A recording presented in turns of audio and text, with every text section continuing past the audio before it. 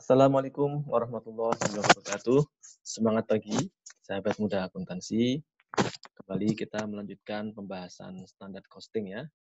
Kali ini kita sampai pada bagian labor variance ya. Setelah kita membahas konsep umum tentang standar costing, kemudian varian yang terjadi di dalam pembelian maupun penggunaan direct material, maka kali ini kita membahas bagaimana varian akan timbul di dalam pemakaian tenaga kerja.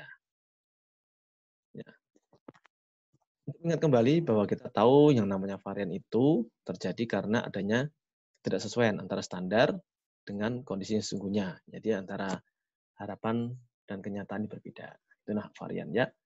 Dan mengulang kembali, kalau varian itu sifatnya menguntungkan, maka disebut yang tidak menguntungkan namanya unfavorable. Artinya kalau ada penggunaan misalkan di dalam hal ini jam tenaga kerja, kita targetkan 10, ternyata yang terjadi lebih dari 10, berarti itu unfavorable. Karena kita harus menanggung kelebihan pembayaran jam tenaga kerja. Kemudian kalau kita bisa menghemat, maka itu namanya favorable, menguntungkan. Ya. Oke. Dan untuk mengetahui varian-varian apa saja yang terjadi di dalam pemakaian atau penggunaan tenaga kerja, nah, kita lihat slide berikut ini ya. Nah, secara umum, kalau yang namanya labor variance ya, itu varian yang terjadi karena perusahaan menggunakan jasa tenaga kerja manusia. Ya, jadi yang dihitung bagaimana ketika perusahaan memberdayakan tenaga manusia itu akan timbul selisih-selisih yang bisa jadi tidak sesuai dengan perencanaan. Nah, ya, total labor variance ini dibagi menjadi dua, yaitu labor rate variance dan labor hour variance. Kalau labor rate variance itu berkaitan dengan tarifnya ya, berkaitan dengan tingkat upahnya ya. Misalkan, oh kalau sesuai dengan upah minimum harusnya sekian nih, ternyata yang dibayar karena ada mungkin tuntutan buruh atau mungkin bisa saja kerjanya di luar jam normal, akhirnya tarifnya tidak lagi tarif normal ya. Tapi kalau apa namanya labor efficiency variance, nanti kita ngelihatnya nggak cuman upah, tapi ngelihatnya nanti ke arah jamnya ya. Jamnya gimana, termasuk nanti ya dikaitkan sama upah. Oke. Nah, secara umum kalau kita bicara tentang varian yang terjadi berkaitan dengan tarif tenaga kerja, maka kita membandingkan antara berapa aktual biaya tenaga kerja yang kita bayarkan dengan berapa jam tenaga kerja yang seharusnya kita keluarkan sesuai dengan standar yang kita tetapkan. Jadi di sini kita melihat yang kita lihat adalah perbedaan antara tarif aktual dengan tarif standar tenaga kerja dikalikan dengan jam tenaga kerja yang terjadi ya, yang digunakan. Jadi misalkan upah tenaga kerja biasanya dihitung adalah rupiah nominal per jam kerja ya. Misalkan kita kerja dulu di Australia, kita dibayar itu waktu membersihkan fasilitas umum itu $18 per jam ya. Itu aktualnya. Ternyata mungkin perusahaan punya standar nih, harusnya nggak 18, harusnya $17 per jam. Nah, selisihnya itulah varian. Itu varian karena tarif, karena rate-nya. Dikalikan dengan jam aktual yang terjadi dari pemakaian tenaga kerja, itulah yang kita sebut dengan labor rate variance. Jadi nanti di sini kalau bicara rate, itu sama dengan price, gitu ya. Dan kalau bicara hours di dalam tenaga kerja, berarti sama dengan kuantitinya, gitu ya.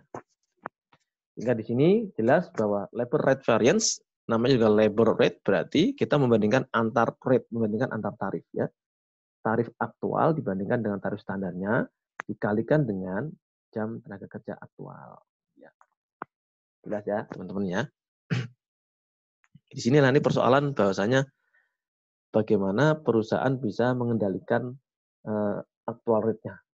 Apakah perusahaan bisa mengatur sedemikian rupa supaya tarif tenaga kerja yang dibayarkan ke para buruh ini itu sesuai dengan perencanaan.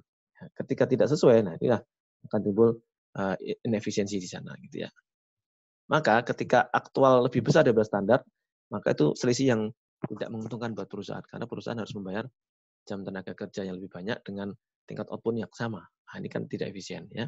Tapi kalau aktual pembayaran jam tenaga kerjanya ini lebih rendah, maka tentu saja ini sangat disukai oleh manajer.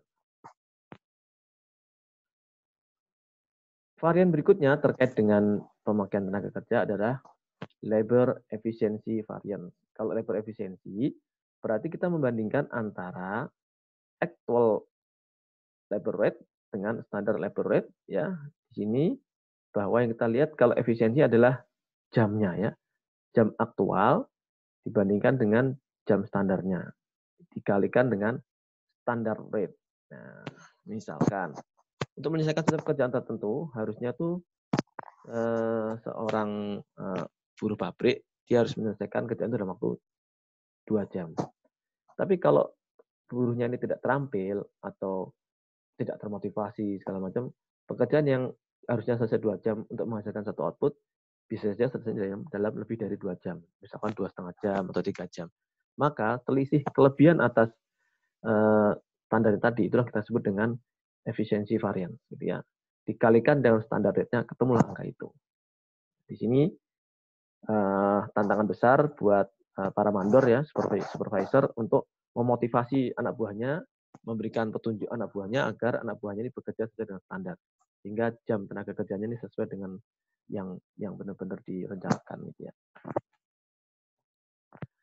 Nah, penyebab terjadinya variance pada direct labor tadi kemungkinan tarif upah yang dibayarkan tenaga kerja lebih tinggi dari yang direncanakan. Kan bisa saja nih, tadinya perusahaan merencanakan 10.000 per jam, tahu-tahu ada peraturan pemerintah misalkan, oh nggak boleh lagi 10.000 harus dinaikkan menjadi 12.000 per jam. Nah, di situ kan ada varian.